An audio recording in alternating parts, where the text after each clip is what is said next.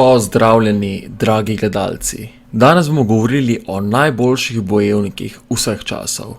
Otrokov rodni oče ni mogel odločiti o tem, ali ga bo preživljal, ampak ga je vzel in nesel na kraj imenovan Lekše, javno zbirališče, kjer so se zasedli najstarejši možje njegovega plemena. In ti so dojenčka pregledali, če je bil krepak in močan, so očetu veleli, naj ga preživlja in mu dodelili eno od 9000 posesti. Če pa je bil grd, slab, so ga poslali v tako imenovane apotete, kraj izpostave, propaden kraj ob vznočju Tajgeta, s pojasnilom, da je tako za otroka kot za državo bolje, da ne preživi. V času dorške selitve so novi naseljenci na jugu Peloponeza v pokrajini Lakoniji ustanovili mesto državo Šparta. Nastalo je z združitvijo nekoč samostojnih vasi na zahodnem bregu reke Evrotas v 10. stoletju pred našim štetjem. Ob prihodu v Lakonijo so Dorci staroselcem odvzeli vse pravice in jih spremenili v brezpravne državne sužnje, helote. V prvih desetletjih po ustanovitvi je bila Šparta odprta družba z razvitjo obrtjo in živahnim umetniškim življenjem. Čeprav je imela pokrajina, v kateri je nastalo mesto, dobro zemljo, je v 8. stoletju pred našim štetjem začelo v vrhnjem sloju špartanske družbe primanjkovati zemlje. Napadli in zavzeli so sosednjo pokrajino Mesinjo in tudi njene prebivalci spremenili v helote. Mesinjci so se v 7. stoletju pred našim štetjem in Špartanci so šele po več letih zatrli upor.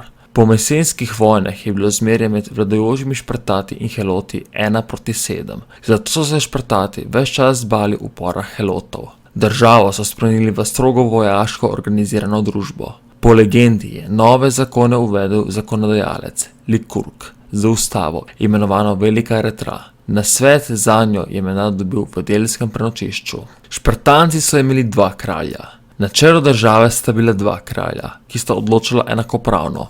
Poveljevala sta vojski, skrbela za verske obrede, javne poti in reševala pravne probleme. Njuno oblast pa so omejevali eforiji, svet starešin. Geruzijo so sestavljali kralji in 28 članov gernotov, starih nad 60 let in izvoljenih dosmrtno. Geruzija je pripravljala zakone za ljudski zbor Apelo. Ljudski zbor oziroma Apela. Člani zbora Apela so bili vsi moški Špartati stari nad 30 let. O predlogih niso smeli razpravljati, zato je Apela z vzklikanjem potrjevala ali zavračala zakonske predloge Geruzije. Lahko je razglasila vojno in določila kralja, ki je vodil vojsko. Iz Apele so volili člane Geruzije in Eforije. Nadzorni svet Eforat. Efori so nadzorovali politični sistem države. Njihov mandat je trajal 1 leto. Za Eforija so bili lahko izvoljeni le državljani starejši od 30 let, vsi samo enkrat v življenju. Efori so bili vrhovni sodniki, preganjali so nezaželene tujce, imeli so pravico do kaznovanja in nadzorovanja kraljev, napovedovali so vojne in sklepali mir. Da so lahko nekaznovano pobijali helote, so jim Efori vsako leto napovedovali vojno. Od 5. stoletja pred našim štetjem so bili najpomembnejša politična sila v državi. Prebivalstvo Šparte je bilo razdeljeno v 3 sloje: špartiste, perjoje in helote. Polnopravni državljani špartisti so bili potomci dorskih naseljencev, ki so v 12. stoletju pred našim štetjem zasedli Peloponez. Špartanskih družin je bilo sprva okoli 9000, a se je njihovo število ves čas manjšalo. Živeli so od zemlje, ki so jih obdelovali heloti. Po Likurgovih zakonih naj bi imeli enako veliko posest in premoženje, da med njimi ne bi nastale razlike, jim je bilo vsako ukvarjanje s pridobitvenimi dejavnostmi prepovedano. Zato naj bi Likurg uvedel malo vreden denar v obliki železnih režnjev, ki so ga zaradi velikosti le s težavo prenašali. Kljub ukrepom so med njimi s časom nastale velike premoženjske razlike. Ker jim ni bilo treba delati, so se posvečali vojaški vzgoji. Ko je deček dopolnil 7 let, se je začel pripravljati za vojaški poklic. Vključili so ga v vzgojno skupino pod vodstvom vrstnika, v kateri se je naslednjih 14 let uril v vzdržljivosti in vojaški disciplini. Od 20. do 30. leta je špartist živel v vojaškem taboru. Z dopolnjenim 30. letom je postal polnopraven državljan s pravico glasovanja v Apeli in se je smel udeležiti skupnih obredov sitisi.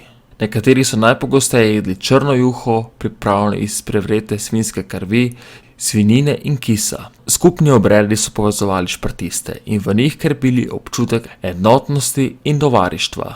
Perjorki so bili osebno svobodni prebivalci okoliških krajev, po poreklu predorski staroselci.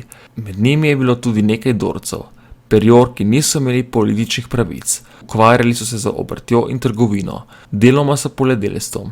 Služili so v vojski in plačevali enake davke kot špartisti. Najnižji razred so bili heloti, pripadli so državi in so jih po potrebi dodeljevali državljanom za opravljanje del na zemlji in v hiši. Svoje gospodare so bili dolžni oskrbeti za vnaprej odmerjeno količino pridelkov. Prisežek so morali obdržati zase. Živeli so v družinah, njihov položaj pa se prenašal na potomce. Zaradi pomanjkanja vojakov so jih v 5. stoletju pred našim štetjem včasih vpoklicali v vojsko in za izkazan pogum nekatere ali redko celo osvobodili.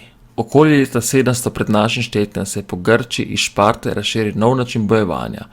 Osnovna enota vojske je bila skupina težko oboroženih pešcev v tesno stisnjeni bojni vrsti falangi. Zmaga v vojni ni bila več odvisna od pogumnih posameznikov, ampak od števila izurenih hoplitev v falangi. Ker je številna vojska pomenila prednost, so falange sprejemali več ljudi iz srednjega in nižjega družbenega razreda. Zaradi sodelovanja v vojski so nižji sloji zahtevali vlogo pri vodenju države. V grškem svetu so se odločili le tisti, ki so sodelovali v vojski.